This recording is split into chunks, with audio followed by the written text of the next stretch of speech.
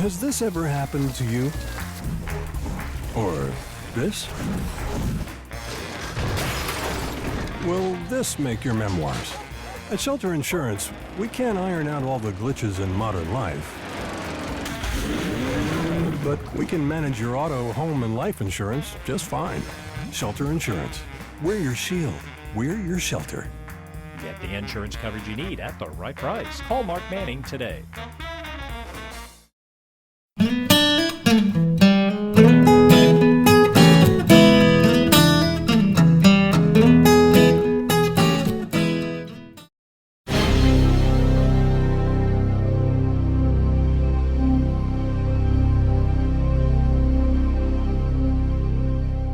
We're at the North Branch Merchants and Planners Bank in Newport, Arkansas, our hometown bank, and introduce you to Katie Bride, who is our guest of the month. And Katie, welcome to the program. Thank you. We got to find out a little bit about your pretty smiling face because everybody that comes in the bank knows who you are. Tell us a little bit about Katie Bride, where you grew up. Of course, you're here, but tell us a little bit about that. All right, well, I was born and raised here in Newport, lived here all my life. I graduated from Newport High School in 2009.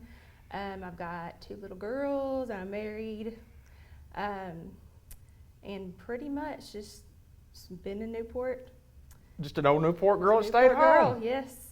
So after graduation, kind of tell us what led you from graduation to Merchants and Planners Bank. What did you do along the way, and when did you get here? Well, I went to school over at ASU Jonesboro for a couple years, and then I just never could decide what I wanted to do. Right, I never did decide on a major or anything. Then I got married and had my kids, and I had an opportunity to work at a different bank. Okay. And I never really thought about banking, but I thought, hey, I'll give it a try. Turns out I loved it. Really? Yes. And then that bank actually closed down. So I was like, well, do I stay with banking?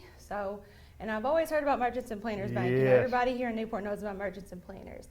And so I decided I'll just put in an application, and the rest is history. Yeah, and tell us how long you've been here? 3.5 years. Okay, now I got to ask you this: 3.5 years and coming, and like you say, when you say Merchants and Planners Bank in Newport, Arkansas, I mean you're talking about it's a big time. Yes. What has your job been? What did you start out as? What have you done in the 3.5 years that you've been here? Kind of lead us through all that. Well, I am a teller. I've been a teller the whole time, but as we've gone on, I've learned more skills. Like now I can make debit cards. I've been trying to learn how to open accounts. Right. And there's just so much to learn. There's so much that goes on in the banking business. There's never any time where I can say there's nothing more I can learn. Right. Yes. It's an ever-changing Yes. world, just like the world is, especially in the banking business and debit cards. And years ago, you may not even remember this, and maybe, I'm sure you do remember some of it. Some people still do this, but I mean, years ago, we just all wrote checks, and you had to Yes. process checks, and it's just check after check after check. And I guess not a lot of people write checks anymore. Do people still write checks? No, and even since I've been working here, the amount of checks that we get has gone down so drastically. Every day, it's just more and more electronic.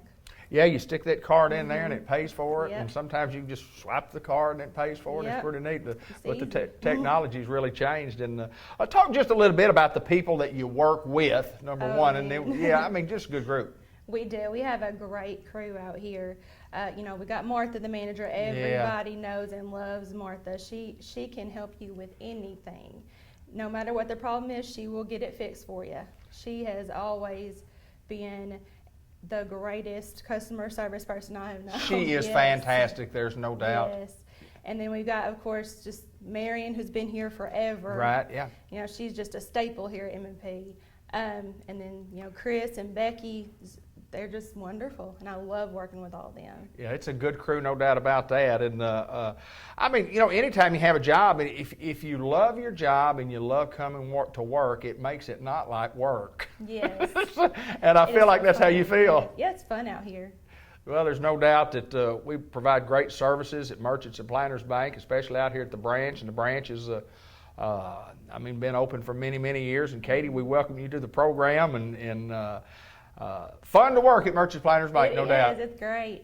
I love it. Well, congratulations on your 3.5 years, and continue on with more success at Merchants Planners Bank. Thank you, girl. It's the next generation of the Bain family at Farmers Tire Mart in Newport, Arkansas. Marty Bain Brown joins us, and welcome to the program. Thank you. Now, Marty just happens to be one of the daughters of Tommy and Linda Bain, and she is probably, there's no doubt, she's the prettiest person that you ever see. When she and her mama are both in here, it's a tie between her and her mama. So when your mom and your dad are here, your dad trumps out at second place. Y'all tied for first. Well, you know, it happens. It happens. Marty, tell us about what's going on at Farmers Tire Mart. Kind of, first of all, tell us your role. Tell us how long you've been kind of involved in the business and how that's going for you. Well, it's a family business. I've been involved since I was a teenager. Right. But I came to work full-time in 2012 when Mom needed to retire and get some medical stuff addressed. Mm-hmm. I help Daddy sell. I do all the bookwork and payroll and you name it, I do it. You do it. You do a lot of scheduling. You have schedule when people come in. Yes, absolutely. Yeah. Tell us a little bit about the day-to-day. What goes on? What do people come in? What are they asking for? Because we've got a full service department, tires. Just tell us about some of the services that we provide at Farmers Tire Mart. We've been talking about them for years, but we just want to remind folks. Well, we do your basic oil changes, tire rotations. We balance your tires. If you've got a shimmy going on while you're driving down the road, we address that. We do pretty much everything that you need done. I mean, there's a few things we don't do, but you don't get into major engine overhauls and things like that, but front end work, brake work. Absolutely. Yeah, and tires, people come in, they ask for all kinds of tires. Tell us not necessarily about the tire lineup, but tell us about what all type tires we handle. We have passenger tires, we have light truck tires, we have semi-truck tires, we get tractor tires, implement tires. Okay, trailer tires. We work on bicycle tires. We do, yeah. If it's got a tire, we pretty much work on it. Yeah, there's no doubt about lawnmower tires. I've got lawnmower tires here before. Absolutely. If you need tires, let me tell you, you don't need to go anywhere else except Farmers Tire Mart right here in Newport. And let's talk about store hours. When are you guys open? We are open Monday through Friday from 7 a.m. to 5 p.m. and we're here Saturdays from 7 to 12. Okay. And on the farm, we go out. If something's broken down on the farm, we have a service truck that we go out there. Talk a little bit about that. Absolutely, absolutely. We have roadside assistance available 24/7. If it's too big to get to the shop, then we send our drivers out there and they take care of it in the field. And that is a big part of the business, and it's a big help to our farmers, especially this time of year when it's that time. It is. The big springtime when you're planting and the big fall time when you're harvesting. Those are the two biggest times that they need you the most, and y'all are always there. Absolutely. Been doing a lot of years, no doubt. The Bain family been here a long, long time. Yes, sir. We're in our 28th year. 28 years at Farmers Tire Mart, and you've been here full time since 2012. Yes, sir. And you started when you were a teenager in Yes, 2011. Sir. Right.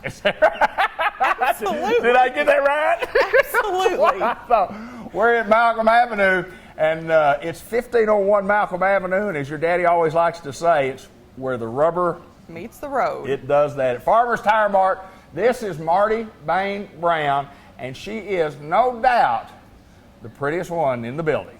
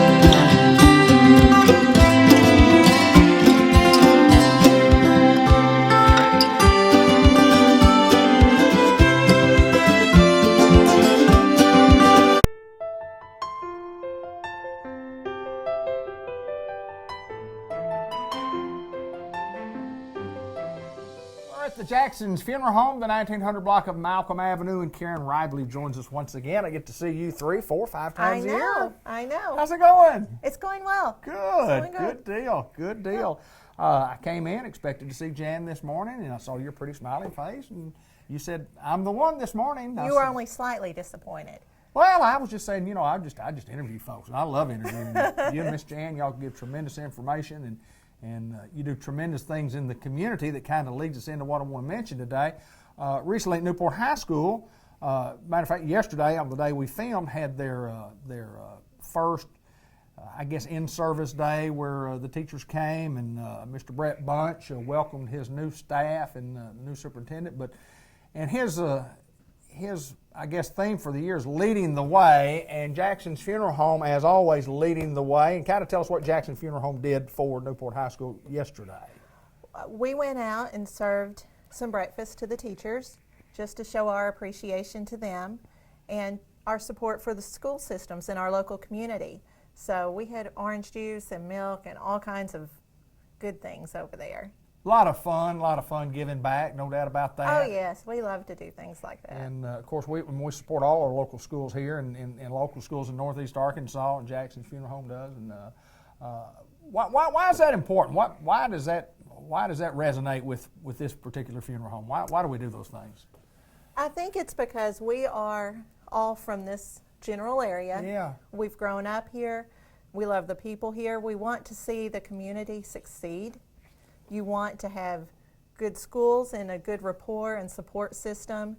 You want people to know that they can count on you for what they need. You know, and you mentioned having good schools, and you know, in Jackson County, 2 excellent school districts, and there's no doubt about that. And the Jackson County School District, along with the Newport High School, and Chester Shannon and what he does up there yes. is just, I mean, it's just marvelous what Chester and his group has been able to do. But leading the way at Newport High School, Brett Bunch, and thank y'all so much for doing that. I know the community really got involved. Oh yes. Because he asked the community, and boy, the community responded. Absolutely, absolutely.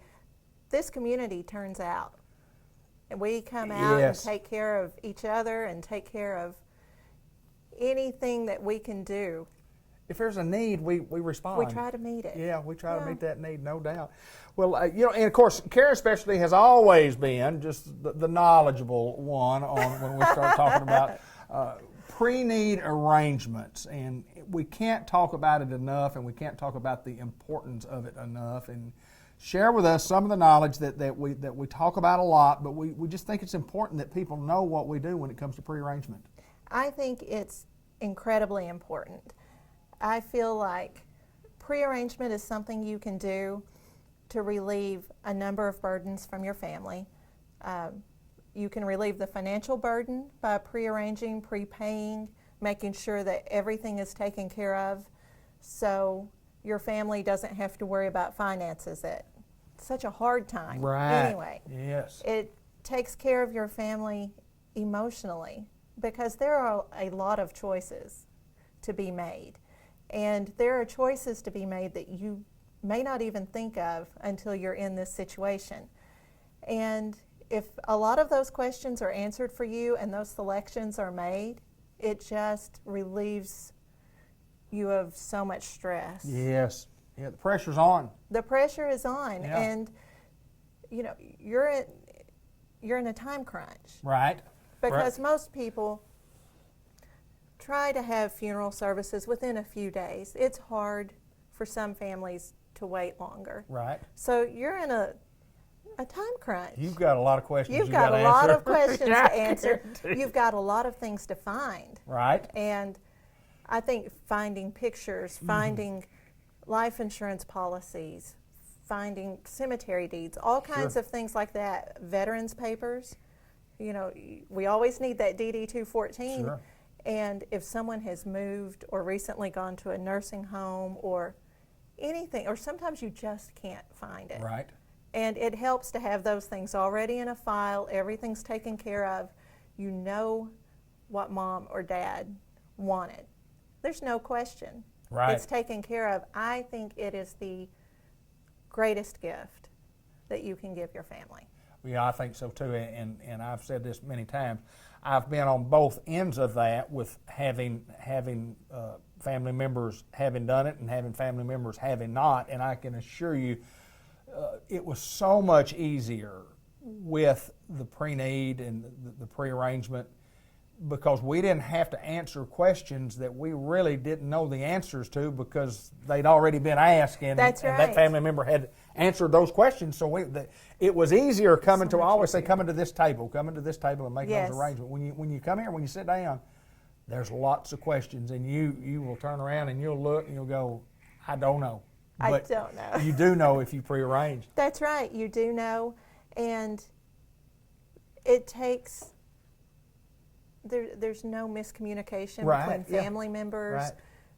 It's such a highly emotional time, and people can get upset with one another, or they can feel offended when they shouldn't with each other. And so if that's already taken care of, you're just taking a little more of that out. It's just so good. Financially, how does that work? How do you purchase a prearrangement? What do you do? You can come in here, you select your service, you select your merchandise, you can pay it all at once Okay. and be done with it. Okay.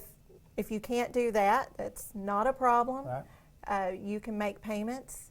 Up to 5 years is typically what we try to do. Okay. You pay a small down payment, you make your payments. There's no interest. Right. There's no interest. So You don't get that a lot of places, no, do you? you don't. And so every dollar you pay comes off of your funeral service. It locks your service and merchandise prices in at today's price. So if you come in and prearrange today, you live another 25 years, your service and merchandise is locked in. Your family does not owe any more Right. money for those items. Right. And that is huge. Yes, it is. We've had some pre-needs from the late 80s, early 90s. Mm-hmm. Those people save more than they paid. Is that right? Yes. Is that right? Those Yeah. are my favorite because Yeah. that is a real talking point for prearrangement. How many folks here, or who all? I mean, if somebody's wanting to talk to someone about prearrangement, who do they contact? Do they contact just you, or others do prearrangement? No, they can talk to me. They can talk to Jan. Okay, Sarah. They can talk to Dee Dee Dupree. Okay, yeah, Chris Driver. yeah. Any of us, all they have to do is call. They can come in. There's typically one of us here at all times. Right, right. So that's not a problem. If you've got someone in particular you'd rather talk to, someone you know, Sure. just call and we'll make sure we're here. Well, I know it's a good thing to have. Certainly hope that you folks would, think about that and maybe talk to these folks about what they can do to help you. And it's always my pleasure to get to see you. And congratulations on the big day yesterday at Newport Schools, leading the way. And Leading the way. Jackson's Funeral Home was right in front at the Oh, opening yes. meeting. Of the Yes. school year, leading the way. And I think it's going to be a great year for the Newport School District. And thank you very much. Thank you. Karen Ribley at the Jackson's Funeral Home at the 1900 block of Malcolm Avenue in Newport.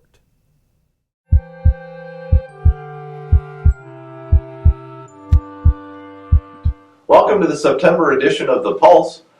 Gary Paxson here, and my special guest today is Toy McMullen. Toy is our Director of Volunteer Services, and Toy, it's a pleasure to welcome you to the program today. Thanks for joining us. Well, thank you.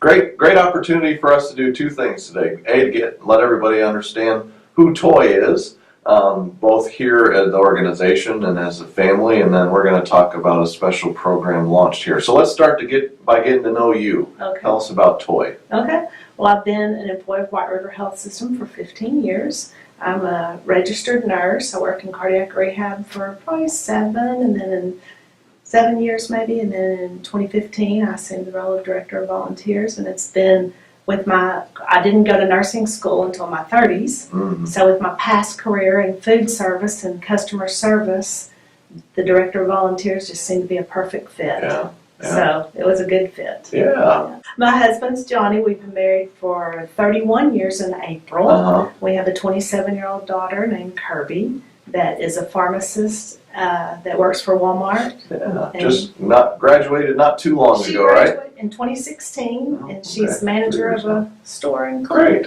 Pharmacy. Fantastic. Wonderful. Yes. Yes. Roots here in the community. It's been Born your and home. raised. That's great. We Yeah. love that story. Yeah. Worked in the family business, Yeah. catering, food service for Excellent. many years. A lot of people know me as they'd see me coming and think of food. Excellent. But now, trying to change that. That's okay. Service is in your blood, and it's evident by the way you lead our volunteers. And we've had a lot of opportunity to grow, and it's been fun to watch under your tenure. And so we appreciate that. Yeah, I enjoy customer service. Yeah, great. Yes. So we really want to talk about the farmers market Yes. that was launched recently. Tell us about how this came about. What was the genesis? Okay, well, the community service team, I'm a member of that team, and we were wanting to do community service to connect to the community Mm-hmm. and to for the employees to have see the connection. And we started the farmers market. Last time we had 3 vendors and they were very pleased with the turnout, even with the rain. And Yeah. today we've got beautiful weather, Yeah, and we've got 5. wonderful. So it's going really well. Wonderful. Great way, great practical way for us to bring healthy eating options and living options right here to our campus. Yeah, and we partnered with the city of Batesville Yeah. to do the healthy promotion. Yeah, that was So, really gracious of them to allow us to do it. yeah, So. it's been so, a yeah. fun experience. I like seeing it grow. Yeah, absolutely. I've already got ideas for next year. The 2nd and 4th Thursday of every month from 8 to 12. Through October, correct? That is correct. So wonderful. So if you have an opportunity, come out and visit our farmers market and enjoy the fresh produce there. So you've been working on another program too for the organization in recognition of our veterans and the great service they've done for us. Tell us about that program. Okay. Another part of the community service team is Dr. McCann had come to a member and wanted to recognize the veterans. So the community service team, we got together and we kind of brainstormed, and the idea developed of the magnetic flag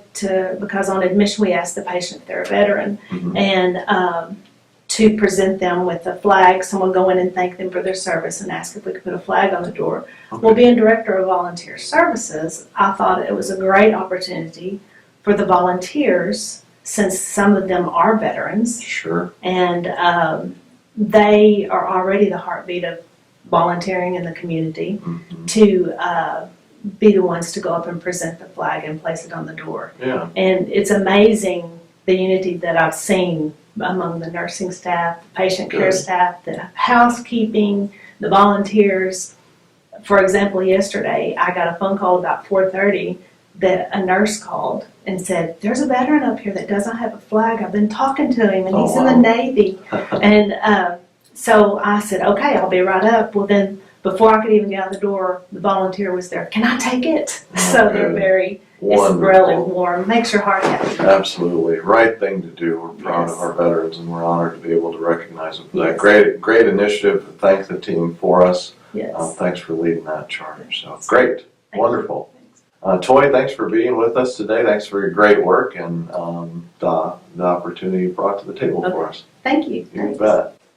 For September, we have 2 great employees of the month to present to you. For Stone County, Kimber Knuckles from the radiology department's worked with us for 9 years.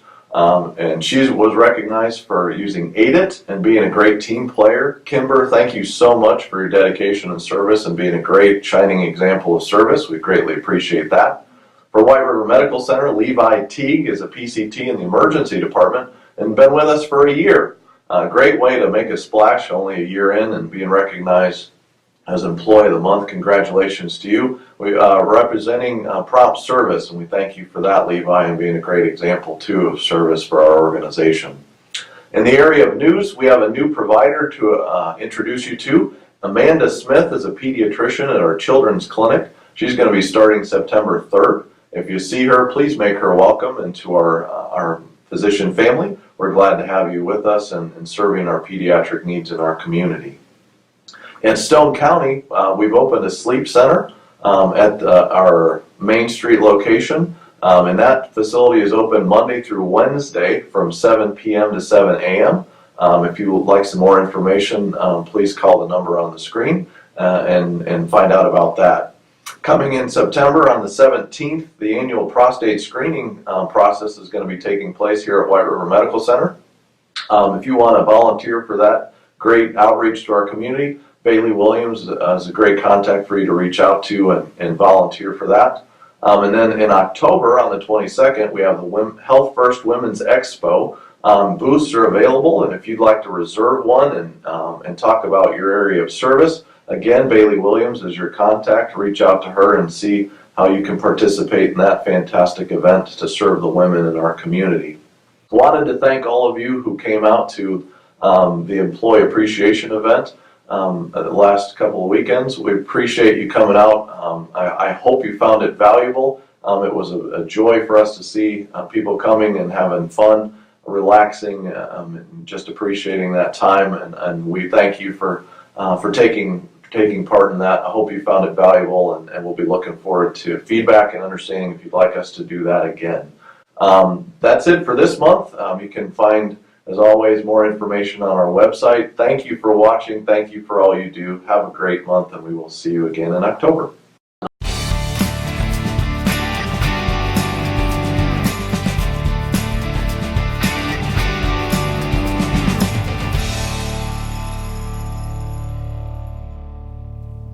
This is John Chadwell, Newport Economic Development Commission, Executive Director. Good to see you, sir. Good to see you. Downtown Newport, Arkansas is where we like to film, and we got to film in the boardroom this time and had a meeting going on downstairs, activities, but we got some things that we'd like to share with the general public. We're always, we have a plethora of information today, and let's get right after it, my friend. How you been? I've been doing well. Good. Doing well. How about you? Absolutely wonderful. All right. Heart's ticking above ground, and We're all good then. everybody's good. You know, so we can divide the things we work on into kind of immediate things we work on. We get a prospect in, we work with them, try to get them to come to Newport. And then the long-term things we work on. These are things that they'll bear fruit a little bit along the way, but you know you're looking at 5 or 10 years before they really bear a lot of fruit. And so there's a couple of those things I wanted to talk about today. One is called ACT Work Ready Communities. So everybody's familiar with the ACT test. If you went to college, if you got out of high school, you wanted to go to college, you had to take the ACT test. And then however you scored, depending on whether you took remedial classes or you got a scholarship. And basically the ACT test was designed to be a predictor of who was going to do well in college. Okay. So if you did well on the test, you most likely would do well in college. And that allowed them to also take people who didn't do so well on the test and give them the help they needed to do better in college. Well, the same group, ACT, has done a test for work. Okay. So it's the skills you need if you're going into a factory, if you're going into a diesel mechanic shop, if you're going into retail, there's certain skills that you need. You need some math skills no matter what kind of job you're having. There's going to be some kind of math involved. You need to be able to look at a diagram or a map or a layout and be able to figure out what it's talking about. So, you know, if it says put this piece over here, you need to figure out, well, where's over here, and you know, how do I put that piece? And then the last part is you need to know how to read instructions and understand what it's asking you to do. And so this test will take you through a series of questions in math, and you'll do the math questions. Then it'll take you a series of diagrams and graphics, and you tell what they mean. And then it takes you and you read these instructions, and then you have 4 choices of what it's telling you to do, and you pick the right one. And the whole goal is to see how ready you are to go into work. And it gives you, you can be unscored. That means you score low enough you didn't reach any of the score levels. Mm-hmm. And then the score levels are bronze, silver, gold, and platinum. Okay. And so ideally, a factory would look at all of their jobs and say shipping, they know it requires a silver level. Okay. If you can score silver on here, you ought to be able to have the skills to do this job. And maybe this job over here requires bronze and this one requires gold. And so what you would do is if you or I were looking for a job, we would go take the test. It would tell us what we are, and then when we go interview with the employer, we'd pass our certificate and we say, I'm a silver. And wow. Now, and they would look at their job and they say, hey, we need a silver for the job. Your skills ought to match what this job, and so the likelihood you'll succeed at this job is a lot higher. And the goal of becoming a county that's work ready is that you have people taking this test, so you know what percentage of your population is a bronze, what percentage is a silver, what percentage is gold, what percentage is platinum. Then when I'm recruiting a company, if they look at our county and they say, okay, we need 50% of our employees have to be silver. Do you have that population there? Then we could Wow. say, yes, we do. And so there's 10 counties in Arkansas right now that are certified. And there's 13 more that are working to get certified, and we've just started the process. We're working with ASU Newport, the Newport School District. We're working with the Jackson County School District as a team, Workforce Services, all as a team to try to get us to certification. But we're just starting the process. But what we'll do is every high school student in the community will get tested. Just like they take the ACT for college, they'll take the ACT for work, and they'll know where they line up. Now, let's say you test a bronze, and you're like, man, I really would like a silver job. Right. You know, I'd really right. like, well, there's modules that you can train on the computer. So there are these, can advance. you can advance, and 3 months later, you can come back and take the test and see if you've improved. And they'll tell you, you did really well in the instruction phase. You understood instructions well, but you're weak on the math, or you're weak on understanding graphics. So you sign up and you take this class online, and you learn what you need to learn, then you come back and take the test and you go up. It helps the companies too, because if they've got 4 people in their company that all want to be promoted to this job, and they know this job takes a gold, and 2 of the people are gold and 2 are bronze, they know probably promoting these 2 people, not only is it going to not help the company, it's not going to help these 2 Absolutely. people. Because if you put somebody in a job they can't do, you're going to end up firing them. So it's not a benefit to them either. And so, but then they know what they need to do to one day be ready for this job. And so it's going to be a real good thing. In the past, companies would just ask about our workforce, but more and more companies that are looking are asking, are you an ACT work-ready community? And if you say no, then you just went way that's a mark against down you, the yeah. list. Yeah, you you're know, gonna you get went on the way bottom down the there. list. So we want to go through the process. We want to test everybody who's graduating from high school. We want to test everybody who attends ASU Newport, but then we're going to ask our companies, and we've got several of our companies. Grangus is involved with us, Arkansas Steel Associates is involved with us, so even the college, we've all talked about if we're on the committee, you know, we're on the committee telling everybody you need to get tested, then by golly, our employees need to be tested. Right. So all of us are going to test all of our employees. They're going to take the test, Good. see where they land, Sure. you know, and then that way, that'll help, like Arkansas Steel, if they test all of their employees and they say, well, you know, we got 12 people in this department and 11 of them are bronze, so bronze is able to do this, Absolutely do this right. job. And there's Yeah. 15 here, but all of them but one's a silver. Well, silver's able to, you know, you'll be able to tell real quick what the skill level each position takes. So we're pretty excited about it. Jeff Bookout, who works at the college, and I actually have to fly to Atlanta to a boot camp and learn about how this works, come back and bring the information and start working with our group to get all the information together and to get everything set up to go through. So we're pretty excited about what that's going to do. We really think it's going to help benefit workers in our community of understanding where they need to be to get the job they want.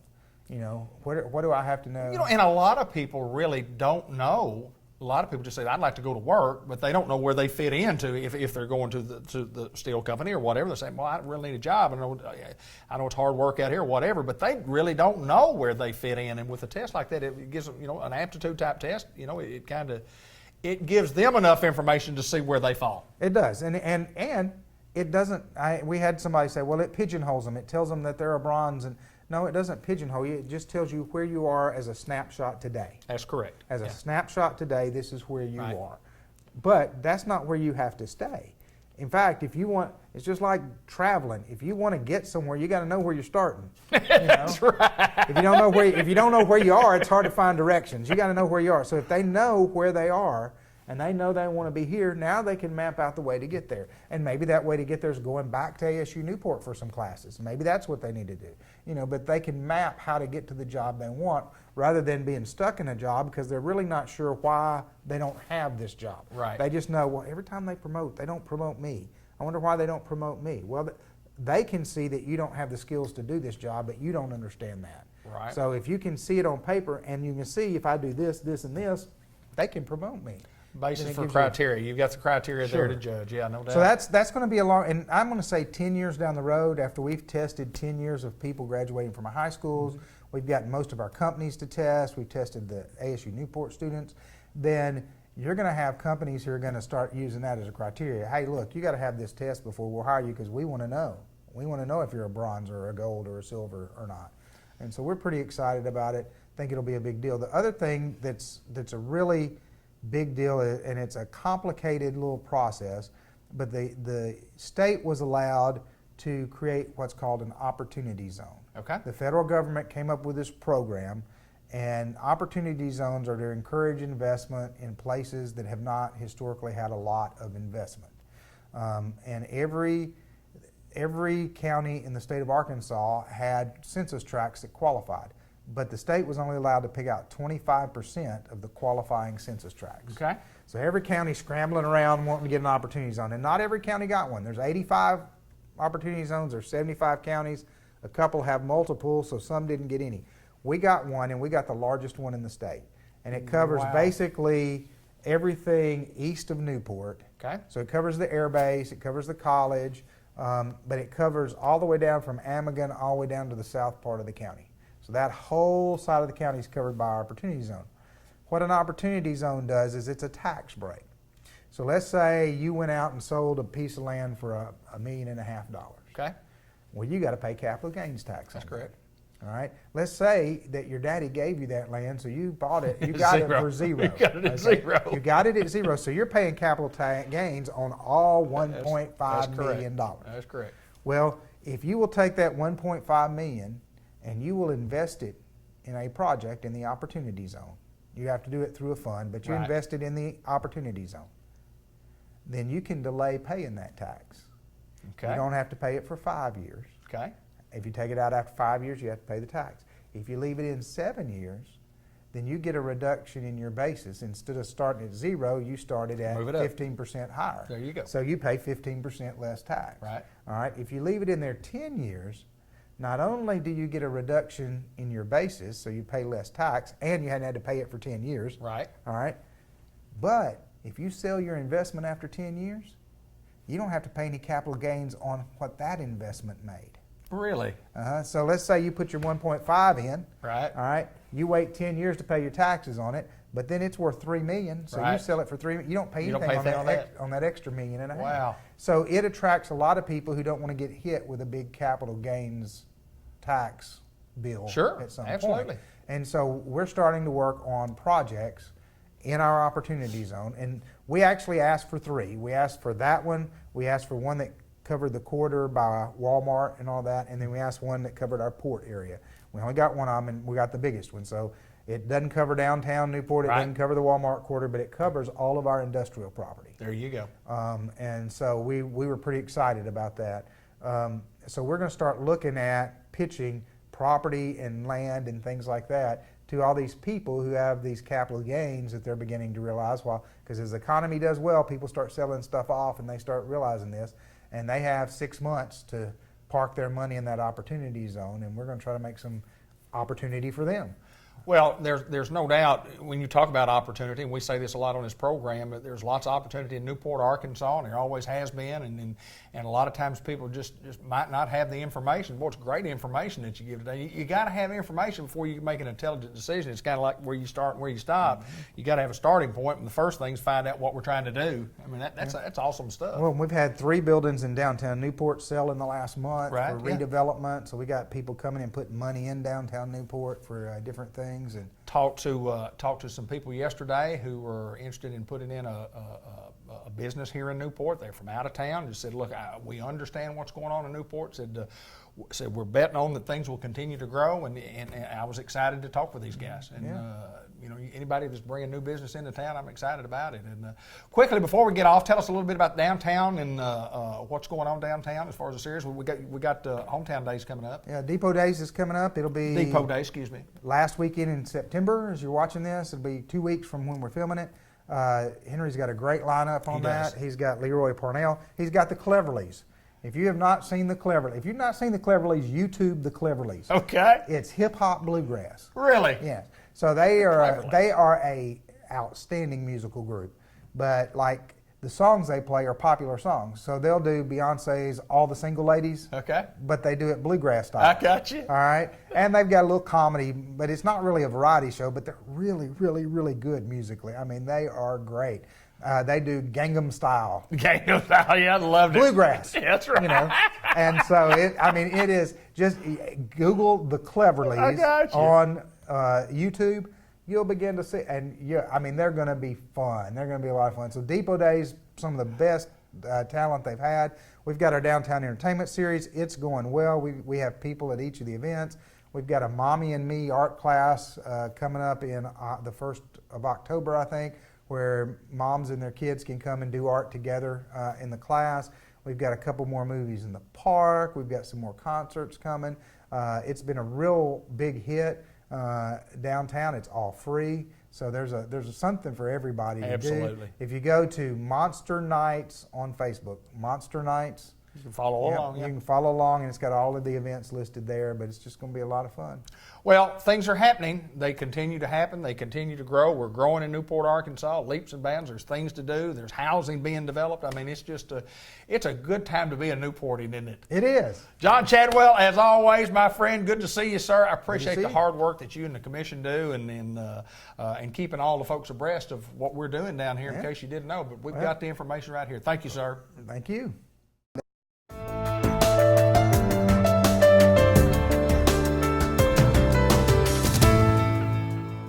Customized vision care in the Newport Village Mall, and we are visiting with none other, the one, the fabulous, the only one, Dr. Gavin McDowell. My good friend, good to see you, sir. You too. How's it going? It's going well, thank you. Good, going well. Most of us say it's going good, but well is going correct well. grammatically. Grammatically. Yes, it's going well. It's going well, thank you. We always present the most professional show because we provide the most professional service, and obviously the service is a lot better than the show. I just thought I'd throw it in.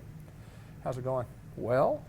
I was trying to poke a hole in that comment, and I can't. I'm good, aren't I? I'm good, aren't I? Aren't I good? You've done this a bit. We like to talk about what we do here, and we like to talk about other things mostly. Mostly other things. So one thing we might talk about is eye vision. Eye vision. I like that. I know you like that. Eye vision care. You use that like you're going to Customized win vision care. something. No, there's nothing to win there. But if you need our services, it's 870-523-3333. It's a 3. One too many threes. I can cut that out. You I'll get edit that. We'll edit that I'll out. edit that out. Post-production. It is post-production work, and sometimes you do interviews that go smooth, and sometimes you do interviews that you got to do a lot of editing. Remember the time when we did the show, and we sat and did it, and I can't remember, was it either microphones didn't work or the camera wasn't even on. We had to come back and do it all over again. Yes, and we both said, like we said a while ago, and nobody saw that. Like we were saying a while ago. You remember? Yeah, I do remember. Sometimes it doesn't work. It's kind of like sports. Sometimes it just doesn't work. So, from a professional standpoint, we're back to school. We're having our eyes checked. Tell us about what our kids get at school as far as getting checked, and then where we come into play after that. Okay, so the state of Arkansas mandates that the healthcare providers at the schools have to do vision screenings for all kids in grades kindergarten, 2nd, 4th, 6th, all the even numbers. Okay. Up to like 8th grade. And so they screen all the students every year who are in those grades. And so they can take all year to do those screenings. Now, most schools, the nurses are really efficient. They burn through those pretty quickly. But the thing of it is that during the screenings, they're checking for kids with gross visual problems. I mean, they come in as like, I'm surprised they could find the door to get in. And all that stuff. So they're looking for major flaws in kids' vision. They're also checking a few things as far as muscle balances go and stuff like that. So things that would impede kids from learning. Right. Because I can't tell you the number of kids that I've had come in here and we measure up their vision and find that they need glasses, and immediately their grades turn around. It wasn't anything that little Johnny couldn't perform the tasks or couldn't absorb the information. They couldn't see. And so they were already fighting one hurdle well before they were fighting the hurdles of learning. So, yeah, it's one of those things where the screenings serve a very, very important function. The problem is a lot of patients and a lot of parents feel as though that's kind of a replacement. That is, wait, little Johnny had his eyes checked at school. We're good and done. I'm not going to argue there are probably 7, 8 out of 10 kids who have that screening, and the screening says they're okay, they're okay. But the thing about those screenings don't check anything as far as eye health goes. Right. Nothing about, they're checking the result of what the eyes are doing. They're not checking the structure of the eyes. They're not checking some of the functional parts of the eye. They're just checking all the things that are related to learning. So there's a lot left out there in the dark that's not being checked that is, in my opinion, equally, if maybe not more important. So even though little Johnny's had a screening, if he has not had a yearly eye exam, get him in for an exam. It's peace of mind, really. You're just letting your kids. It's important. You know that your kids they have all the tools in the toolbox to succeed. So. Well, you make the comment, and we talked about it 15 different times on this show about taking care of your teeth. I mean, you go every 6 months, like clockwork, and get them polished and cleaned, and you're ready to go. But I could, as I've said on the same subject, we can yank every tooth out of your head and give you false teeth, and you don't have corn on the cob anymore, but I mean, you still functionally do everything you want to. If your eyes rot out of your head, I get you false eyes. You ain't doing much anything with those suckers. You're not saying a lot. You'd be entertaining at parties. That's about it. That's exactly right. And you recommend at what age? 6 months? Well, that's not just me. That's the American Optometric Association recommends everybody over the age of 6 months have a yearly eye exam every year of their life. Some people need it more often. I mean, if you got diabetes, you need your eyes, kick the tires and check the oil every 6 months. Right. If you got glaucoma, if you got macular degeneration, it's more often than that. It's very dependent upon what your particular set is, because everybody's different. Sure. But if you're perfectly healthy, even if you see 20/20, which is most everybody understands that, if you even see better than that, you can spot a gnat on a fence post at 100 yards away, or you can read, the fine print on the fine print. Right.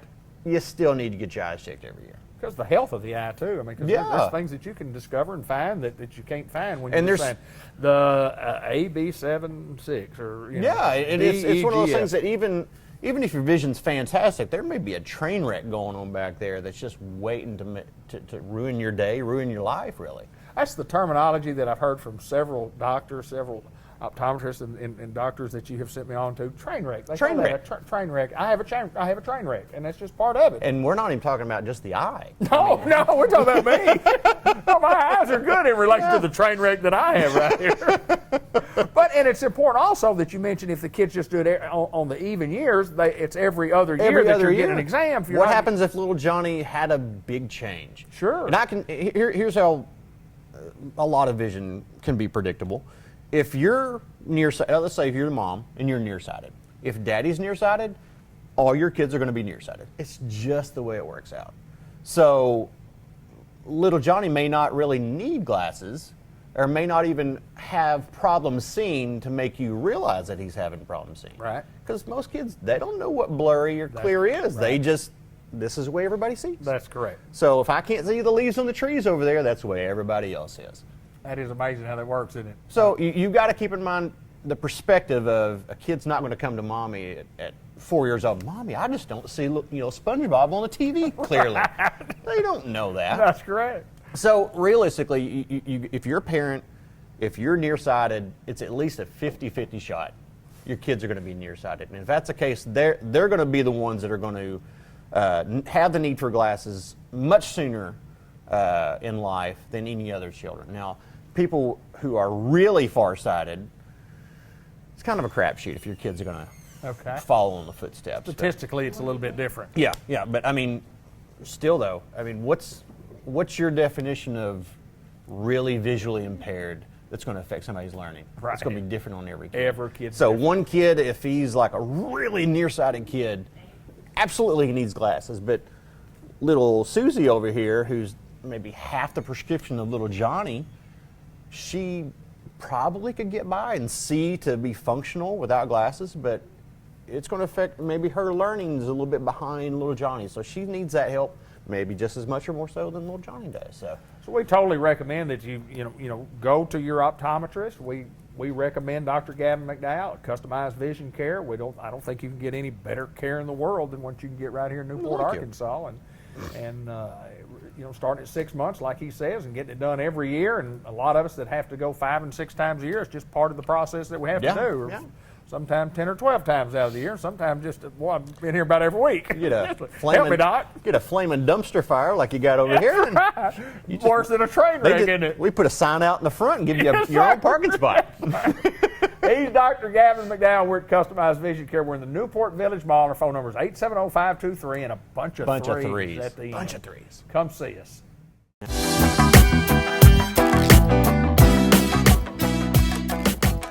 Hello, everyone, and welcome to the September edition of the Farmer Supply Association Agriculture Report. I'm Randy Kopechka, agronomist with Farmer Supply Association. Well, harvest season is here, and as you can see in the background here real quickly, corn harvest is going on. Also, rice harvest is going on as well. So corn's kind of harvest has been going on probably a couple of weeks or so, and a little more consistent maybe than the rice. Rice harvest started that last week, August, pretty much, but it's been a little more sporadic as some guys have been cutting straight through when they can, and some guys still, haven't even started yet. So got a ways to go on the rice harvest, but we'll certainly get it done. We've had some excellent harvest weather. We've had no rain to speak of since the 27th of August. So, guys that have had rice ready have been able to cut straight through, and that's good with the weather we've had. But again, we've got those guys that haven't even started yet. So hopefully this weather is going to give us plenty of chances to get this crop harvested a lot better than last year. Talking about yields. Corn yields that I've been hearing have been really good, so good to hear that. Rice is still hard to get a trend on. I'm hearing a lot of, as we first started cutting rice, I heard a lot of okays, a lot of goods, just general terms like that. Not a bin-busting crop, but not a horrible crop either.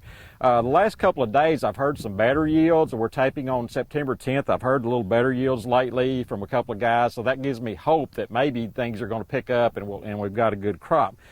Going into this harvest season, I thought it was a good crop. I thought it was a better crop than we'd had in a while. Was seeing a good grain fill on the heads, but then as we got closer to harvest, I was noticing maybe some of the panicles were a little bit smaller than normal, and I thought that might negatively affect the yield. So I kind of had conflicting thoughts about what I thought how the yield was going to turn out. So anyway, we're still trying to learn that right now. But the temperatures, during pollination and grain fill were really good.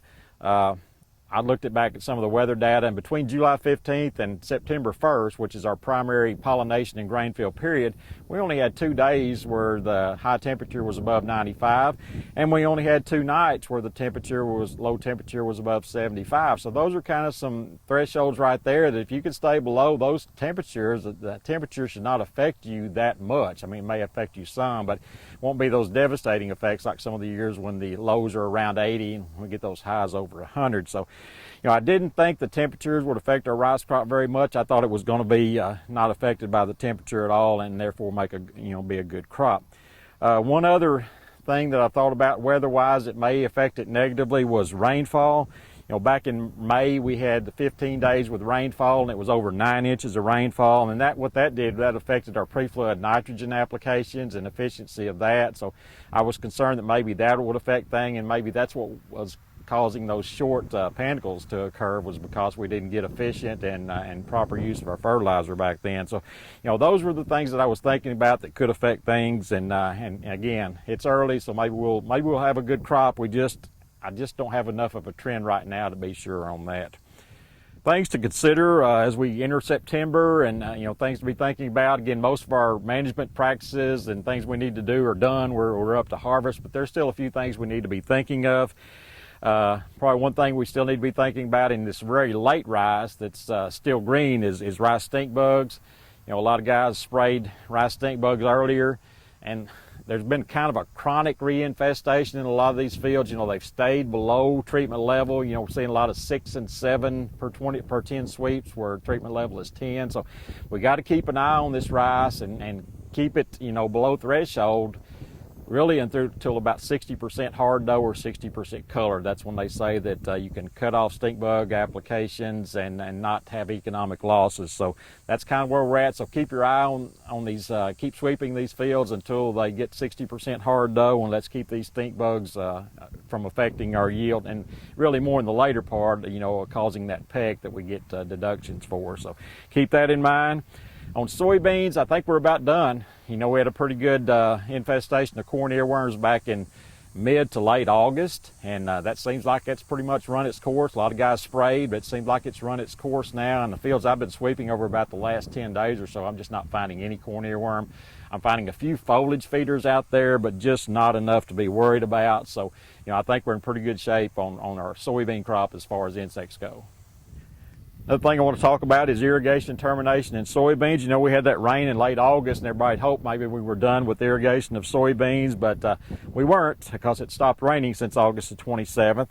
So, you know, most people are in the process of watering right now, again, as we tape on the September 11th, 10th, or either just finished watering in the process right now. So hopefully that'll be it, but we need to be watching those plants and see if they may need another one. And what we look at is, you know, we used to always just look at whether the beans were touching in the pods, you know, R6, but we've learned, you know, several years ago that those beans can still gain several bushels even after that point. So we need to be looking at separation of those seed within that pod from the membrane. There's a little white membrane in the pod, and when they get that 6.5, R6.5 or mature point there, then that soybean will start separating from that membrane, and it's very easy to tell when you open that pod up. So that's what we want, to have good moisture until that point. So let's remember that for irrigation termination of soybeans. If we have to hit them again, you know, go ahead and do it, because there can still be several bushels left there. Another thing I want to talk about is use of harvest aids in both rice and soybeans. I think we may have talked about salting rice on the past program, but again, still got a lot of people that are going to be considering that on some of this later rice. Two big things here: the moisture of that grain when you salt it, and the other thing is getting it harvested very timely. We want that moisture to be, you know, the book says below 25 for conventional varieties, below 23 for hybrids. I like it even a little lower than that. I like it generally to be in the upper teens to the low 20s when the salt is applied, and I think that's probably the best timing for it. And a very key thing is you've got to harvest within 5 days of putting that salt out. Otherwise, you risk the possibility of over drying that grain, and that really can hurt your milling yield. So again, apply the salt between upper teens and low 20s and get it harvested within about 5 days if at all possible. On soybeans, harvest aids there. Again, we use a lot more harvest aids in soybeans because we're growing these early maturing varieties nowadays, and you know, we want to get them out. We want to have a timely harvest. We want to have good seed quality. We want to have an efficient harvest. So several guys are now using harvest aids like Paraquat on these. So the timing on that is, you know, just like we talked about with the irrigation termination, we want separation of that soybean from that membrane in the pod. We want that to happen, and usually you're going to see some color in those pods at that point. So we want it at least there. Some of the labels may indicate you need to even wait a little bit later than that. I know the MP44 says you want 65% brown pods and the rest of them yellow on these indeterminate varieties, but at the very minimum, you want these things to be separated from that pod wall. So again, several things going on right now, but harvest is the big thing, and hopefully we're going to have an outstanding crop this year. Hopefully by next month I'll have a better trend on what these yields actually were. You know, hopefully that higher rice yield that I've been hearing about the last couple of days will be a trend, and we'll have a good crop, and we'll be harvesting soybeans hopefully again by the time we talk next month. So if you need any more information on any of this, you can contact me through Farmer Supply Association. My cell number is 870-318-0739, or you can email me at randykolpechka@gmail.com. And again, this has been Randy Kolpechka with your September edition of the Farmer Supply Association Ag Right Report.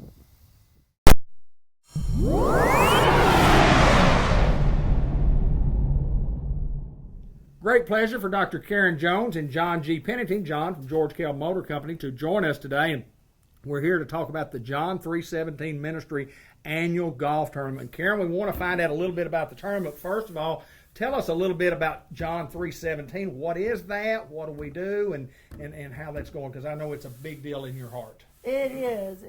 John 317 Ministry has been in existence for about 7 years. It's a faith-based drug and alcohol recovery program for women.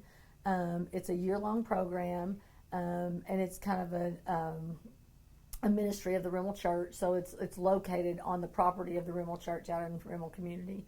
And there are currently 47 residents there. There are we started out with one, and now here we are at 47 Wow, a few years fantastic. later. So it's just grown, and that's part of the reason for the tournament, that we're having to expand. And it's free to the people who come there, and so someone has to pay for it. Somebody has to buy their lunch Sure. if they can't buy it. So we don't want the money to be what keeps someone from getting the help that they need, and so we just depend on donations, and so people have ideas about fundraisers, and so one of those ideas is this golf A tournament. golf tournament that is actually sponsored by Unity Health, Right. Unity Yes, Harris Medical yes, Center. Yes. And Gotta give them a plug. tell us a Yeah. little bit about the golf tournament, and we'll talk with John, and then they're part of Okay. about the golf tournament. Tell us when it is and how you sign up Okay. and what we got to Yeah. do. We got to Okay. have this is a fundraiser for John 317, so we It need is. people to play golf. We need Right, you to we play golf do. for a good cause. Right, help us out. It's a very good cause. The money is well spent, I assure Absolutely. you.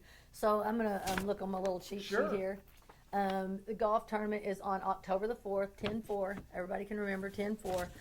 It's at Newport Country Club, and I just want to give a shout out to Newport Country Club. They've been very generous toward us and allowing us to have the tournament there. So they're letting us have this 4-person scramble. It's both genders, male, female, 4-person, and it is, if you want to be a team and have a whole sponsorship, it's $500. It's going to be start on October the 4th, like I said, but I'm saying it again, October the 4th. That's a Friday. Lunch will be at 11 o'clock. Registration will start 30 minutes before that at 10:30, and then a shotgun start at 12 noon. And tell us how we sign up for the golf tournament. Yeah, okay. There is one of the ladies that's really helping to make this golf tournament happen is Catherine Molnar. Her daughter now works there at John 317, and she's completed the program several months back. And her email is Catherine with a C, 1447 @yahoo.com, or you can call 501-827-1447.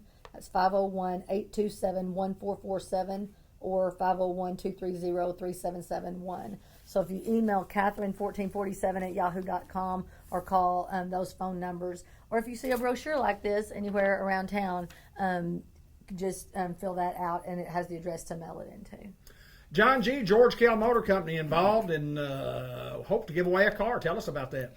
Yeah, we're pleased to be a part of this, Karen, and I personally am a supporter of John 317 from time to time, and I know what work it does and what hope and peace it gives to those folks who have kind of lost their way. It's amazing. 47 people in that program. You think about it, that's 47 people that are on the right path. We're pleased to help. What we will do is we'll sponsor a hole-in-one tournament part of this golf tournament. Every par 3 has a gift. If you make a hole-in-one on number 6, you'll win a car. A car. Or if you decide you don't want the car, we'll give you the cash equivalent. But and we've seen this, I think, 4 times since I've been there. We've seen 4 people win cars. It's a great thing. The other par 3s, there are gifts. There may be a gift certificate to Travis Matthew, or there may be clubs or 100 dozen golf balls. It just varies from tournament to tournament, but every par 3 will have a gift if you make a hole-in-one. So it's a great time to get out. October the 4th, we're hoping it's less than 100 degrees. It should be. It's a great cause. Golf is a great way for people to get together and do things and have fun, and it's a great way to honor our Lord by having a lot of fun, but raising money for this phenomenal group out at Rimmel that helps so many people who otherwise couldn't help themselves. And I will say that if what Karen said didn't really come through, if you want to come to George Kell, bring us your registration or not, we'll take it there. Yes. So you can always come see me or Dean or one of us out there, Elliot, anybody. We'll help them out and get the money done. A whole sponsor, get your name on a green or a tee box. That's a neat way to do it. Hey, it's 501(c)(3), it's tax deductible. Yeah. You're doing a good work for people who really need help. It'll some of the benefits that she talked about, the people that started it, they work for nothing, but their benefits are out of this world. They are out of this world. That's one thing we like to think about. When we do things like this for those who cannot help themselves, we're doing a great work. Throw in a little bit of money, come have a lot of fun, have lunch, play golf, and help John 3:17 continue to do the work they're doing for those who really need that help. Well, Karen said it's on October the 4th, and it's on October the 4th, correct? 10-4. It's October the 4th, 10-4. 10-4. Yeah, that's Newport homecoming day. So you can come play golf right next door to Greyhound Field, and then you can go over and support the Greyhounds. Drive that car that you just won. That is exactly right. Show everybody what you got. It is a great cause, and a special thank you to Dean Sides from George Kell Motor Company for helping us procure the country club golf course. You have to have a place to play, and he was tremendous help in that. But well, good luck on the tournament. I hope people will respond, and just like John said, it's a tremendous cause, and it's dear to a lot of people's heart in Newport and Jackson County, and really around the state of Arkansas and beyond that. Thank y'all so much, and I know it's going to be a great day. Thank you so much, David.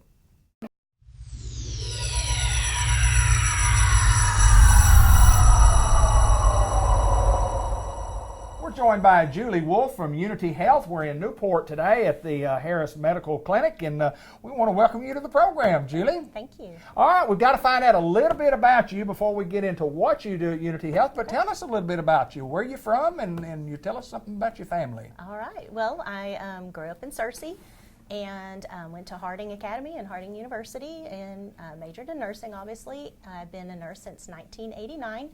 And I have been working with HealthWorks with Unity for probably about 6 years now. Okay, HealthWorks, and obviously it has something to do in the medical profession. It has something to do. Tell me what HealthWorks is, and kind of talk about what you do with HealthWorks. Okay. It's interesting, to say the least. Yes, I think it's a department that not many hospitals have, and we focus basically on two different areas. First of all, the industries. We go into the industries we over like 7 different counties, and we go into the industries and we will help the employers, like we're a resource for them.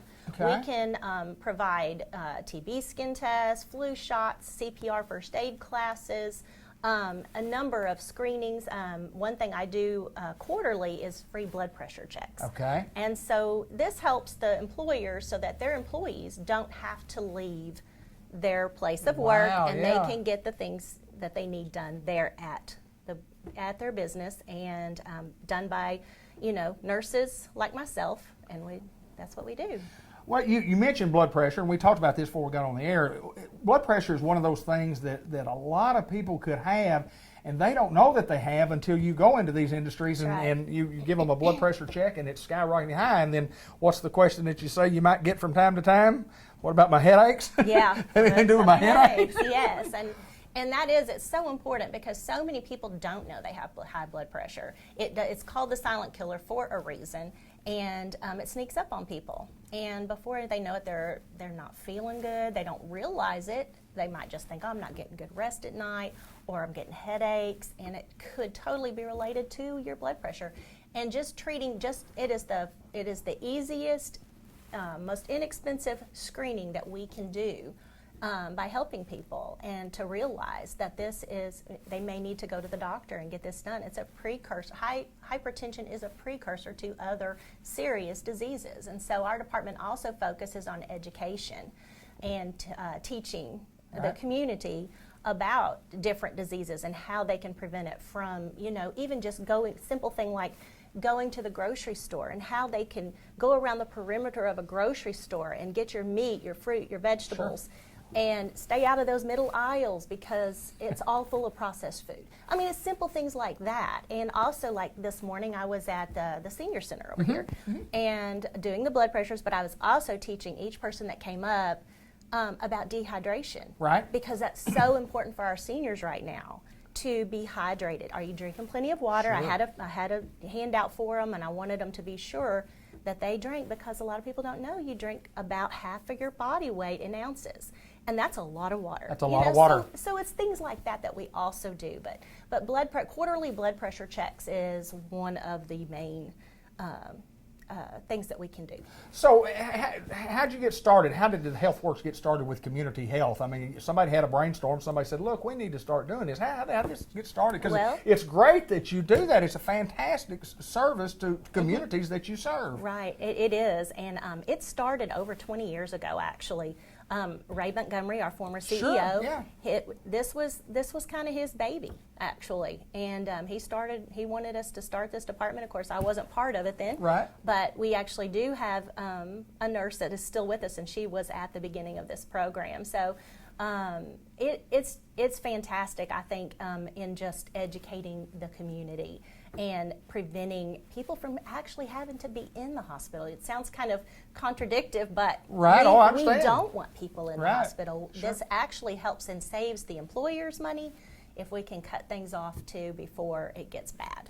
So as far as going into industries, appointments, how do people, if somebody has an industry and they want your services, what do they have to do to get you to come? Yeah, they can just call our hospital there in Searcy Okay. and ask for HealthWorks, Okay. and then I am happy to come and see them, and we can I can call them, and we can just set up a time. I can come to Newport basically anytime. Right. Okay. And we can set up a time to meet, and whatever's time, maybe it's at break time for your employer or employees, or at lunchtime, whatever, shift change, and I can kind of meet whatever needs they have.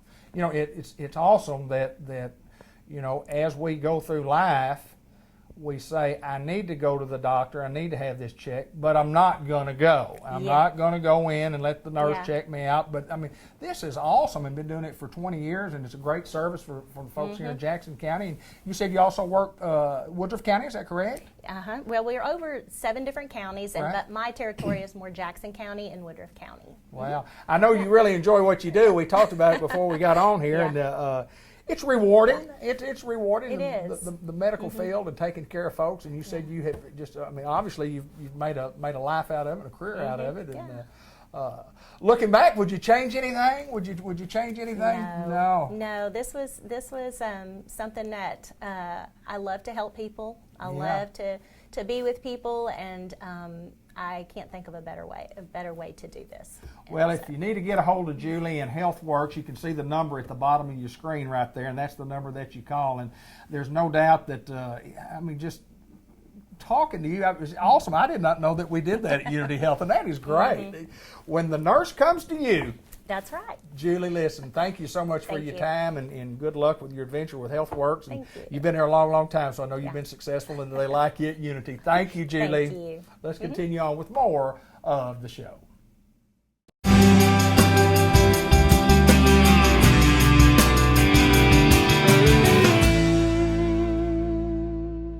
We're at St. Michael's Place, Pecan Street in Newport, and we're joined by 3 special guests, and everyone knows Jay Cox. Jay, good to see you again.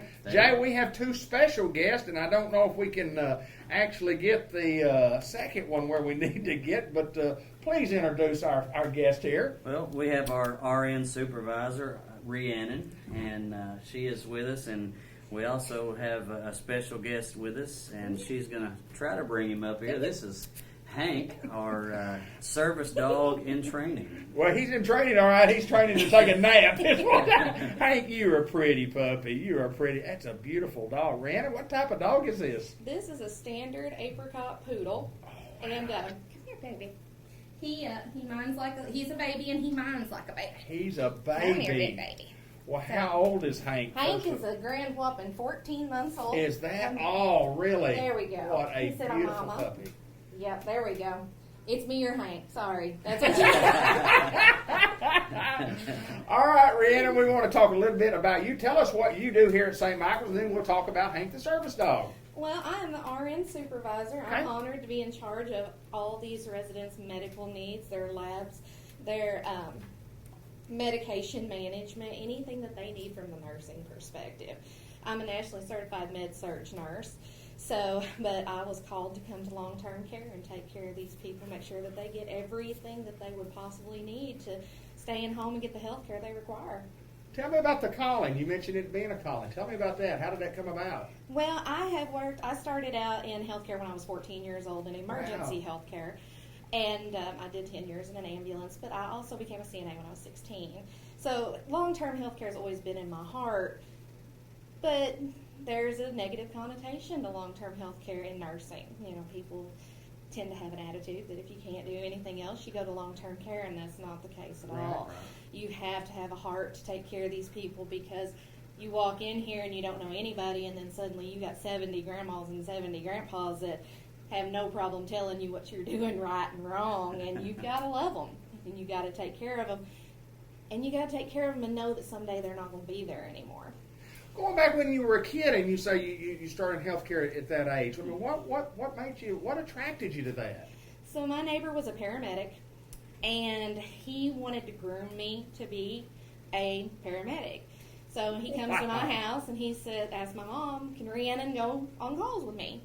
Of course, my mom looks at me and goes, do you want to? And I'm like, yeah, I want to go on the ambulance. Why wouldn't I? So I started going on calls with Alan, and we would go. I'd go on calls. My mom would come pick me up at the hospital and bring me back home. So, wow. So I did EMT, I did firefighter, I went to paramedic school, and then I went LPN and then RN, and now here I am. Well, I know that you're on a great team here at St. Michael's Place, and tell us a little bit about Hank and what Hank does for St. Michael's Place. So, Hank, there's a lot of studies you can read all day long about holistic medication and how we don't just take care of our patients through drugs. You can there's a pill for everything. Everybody knows that. You don't feel good, here's a yellow pill, here's a blue pill, here's a purple pill. But deep down inside, unless I'm taking care of your heart and soul, I'm not doing you any good. There you go. These folks that come to us daily, they come from their houses where they've had their dogs, their cats, their birds, their chickens and goats. If we bring them into this situation where they don't have that anymore, it's not helping them. It's not keeping them holistically head to toe healthy. Right.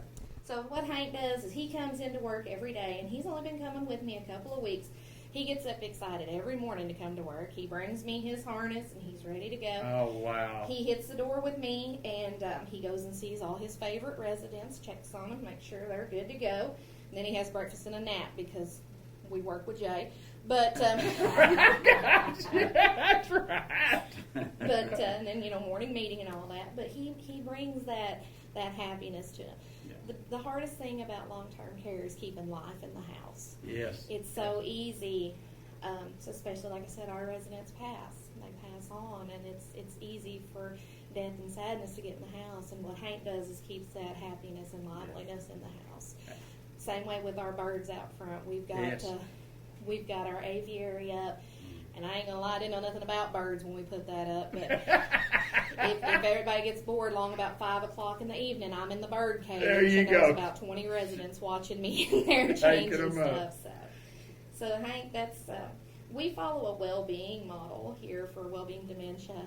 So we fill out what's called an eye page on our residents, and we find out who likes dogs, who don't like dogs. Really? So we can keep up with who Hank doesn't need to go around, who might be allergic to animals. So we can keep him where he needs to be. All right, Jay, tell me who came up with the idea of Hank. Whose idea was this? Well, one day he was just in the office. And So Hank's in. He's in. We always talk about the team and joining the team, and what a great team member that Hank has become for St. Michael's Place. He don't talk back like Rhiannon does.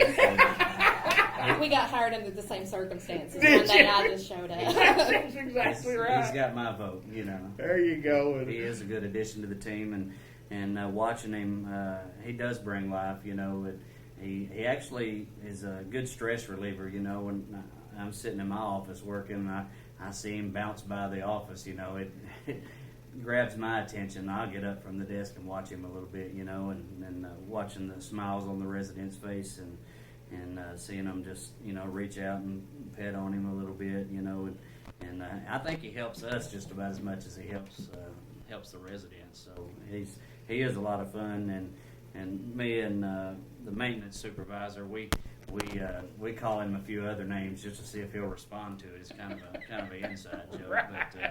but Hank's a lot of fun, and we like having him around. So. There's nothing like it, and we deal with elderly patients here, and some that are not elderly, but there's something about animals with kids and animals with the elderly. I mean, there's just something about it. You talked about that connection and the holistic being. It's just awesome. I think what a great idea, and there's no doubt. It's just another little thing that makes a big thing at St. Michael's Place. Talk a little bit about that, just St. Michael's in general. Well, it's just one of the things we try to do just to like she said, just to bring life to it. You know, one day next week we're going fishing out to Lockwood Park here in town, and you know, trying to just to continue life as the norm. You know, is trying to find creative ways to do that, and instead of just, you know, the same day-to-day activities and it can become a challenge to be creative, to keep coming up with new ideas and things, and of course, you know, with a dog, you never know what he's going to do, you know. Absolutely. And it's kind of like kids, you know, you never know what kids are going to do. Well, dogs are the same way, so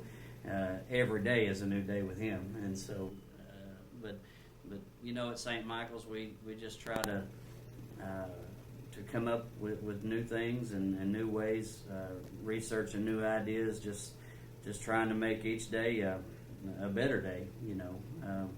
And, you know, being creative is part of having the right staff. You know, that's one thing we've talked about the last 3 years is hiring the right people, having the right staff. And like she said, having a heart for long-term care is the bottom line. You know, you can be trained to do nursing, you can be trained to do social, you can be trained to do administration, finance, but you can't be trained to have a heart. That's right. And at the end of the day, no matter what position I'm in, whether it be maintenance, finance, nursing, at some point in time, a resident's going to come up to you and ask you to help fix something or do something, or help them in their room, or help. And at some point in time, no matter what area you're training, you're going to have to step aside your training and go help a resident do something that's out of the ordinary. And that's where the heart comes in. You know, at some point in time, you're going to step aside your field of expertise, and you're going to grab a hand and go help do something that's not your area of training. And that's where the heart comes in. You know, at some point in time, it's like she said, you know, that person you have a connection with, they're not going to be in that room any longer, or they're not going to be, you know, wheeling outside your office any longer, and that friend that you've made a connection with is no longer going to be there, and that's where, you know, the heart, you know, having the heart for this place is going to come into play. And so no matter what I'm trained to do, if my heart's not in it, you know, that's what makes the difference. So, you know, I can be the best, you know, person in social or nursing or the best cook in town, but if my heart's not in it, you know, at some point in time, that resident's going to ask me, you know, to help them do something. Sure. And if I can't connect with these residents here, and that's where all of us as a team, you know, has to be willing to step outside of my role and be willing to see that resident as a person, and it may be help them tie their shoes, but it also may be willing to, you know, to help them reorganize the closet in their room. Sure. To where, you know, that may not be the cook's job, but if you're the person they see and they ask you to do it, then it becomes your job. It becomes your job at that Absolutely. moment, you know. Absolutely. I mean, unless it's something that regulation says you can't do, but you still have to be willing to go and find the you know, we all have to be willing at any time to go beyond our scope of practice to find the person that can do it, and that's where the heart comes in. You don't just, you know, say, well, I can't do it and go on. You know, that's where the heart comes in. So. Well, there's no doubt that y'all, again, have assembled a great team, and I want to end with this. And Rhiannon, we thank you so much. Great expertise in your field, I can tell. And spunky as she can be. Jay Cox, no doubt, a spunky guy. And I want to end with Hank. Linda, if you could get the final shot of Hank and show the spunkiness of the interview and what this has done for Hank. It's time for Hank's nap during the day. We're at St. Michael's Place. We're in Pecan Street in Newport. That's Hank, Rhiannon, and Jay Cox. Thank y'all so very much. Thank you.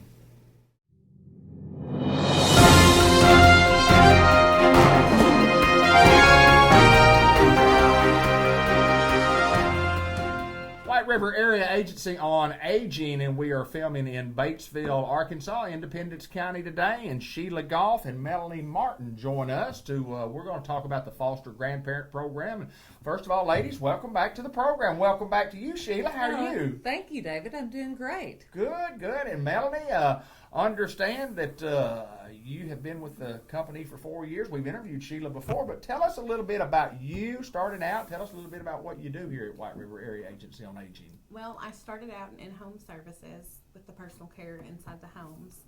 I was working in the office. I did that for almost a full 4 years, and then I came and joined Miss Sheila at the foster grandparent program, and now I am doing recruitment to help bring in the foster grandparents for our program. When you talk about recruitment, first of all, we got to find out what that means.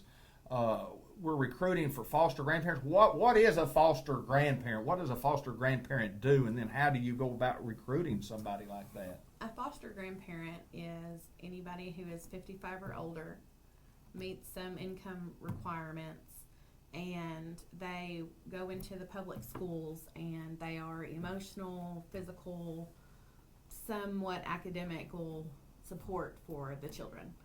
There's a lot of children who, and they don't have to be special needs children per se, if they're lacking that emotional support at home. The foster grandparents are their support system at school. Okay. Sheila, what do these people do in when they get to the school? If somebody says, okay, I'd like to be a foster grandparent, I'm going to go into school, and I'm kind of be an advocate. I mean, what do they do? What are some of the things that they do for these kids? What do they do? Well, they're assigned children, and they usually will work like at a table with them, do some one-on-one. Okay. There's reading, math, other classwork. So they go in and they sit down. They're actually an extra help. Mm-hmm. They're extra help to the students. They're extra help in the educational value. And not only is this a volunteer program, but it's a program that we get paid. Let's talk about the pay. Yes, of course. It's actually a tax-free stipend. It's $2.65 an hour. That doesn't sound like much, but it could be someone's medicine being refilled, Sure. or paying their power bill. And it really does make a difference to them. They rely on it. Yeah, we say that it's a volunteer program, but it's a volunteer program where people get paid. Tell me about the program itself. How long have you been here, and how long have you been working with the foster grandparent program? I've been here 12 years, and I've worked with the program all that time. I started out as an administrative assistant. Yeah, okay. And then I've been the director for 6 years. Wow, fantastic. Where is the need? Where is the most need that we have along the way in foster grandparents? Of course, our program airs in Independence County, airs in Jackson County, and but tell us where the biggest need that we have is. The biggest need is right here in Batesville. Is that right? It is. But other schools too, such as Cedar Ridge Elementary, Southside Elementary, Midland Elementary, Sulphur Rock Elementary, and we have preschools at Sulphur Rock and New York that both would like to have more volunteers. And then at Batesville Preschool, there's a need for 8 foster grandparents. Wow, okay. Well, we need folks to get involved, and that's where Melanie comes in and the recruitment of these folks. And kind of give me how do you recruit these people? What do you do to get them involved? And we need to be recruiting, and we need to help. We need folks to step up and volunteer. We'll talk a little bit about how to do that a little bit. But how do you get people to get involved? Here lately, I have been going to senior centers. Mm-hmm. Especially because the program is so beneficial to the children, but at the same time, these seniors, a lot of them have lost a spouse, their kids aren't around, and so it gives them a great purpose. They are very proud of what they do, so it gets them out of the house. So I go to senior centers, I talk about our program, because again, usually that's the only contact outside of their home that these people are having. I have stopped off at housing little developments, low income housing. I've put flyers out. I have talked to mayors of different towns, trying to get them involved with their senior community. And really, it's just me going around and talking about the program and trying to get people interested into doing it.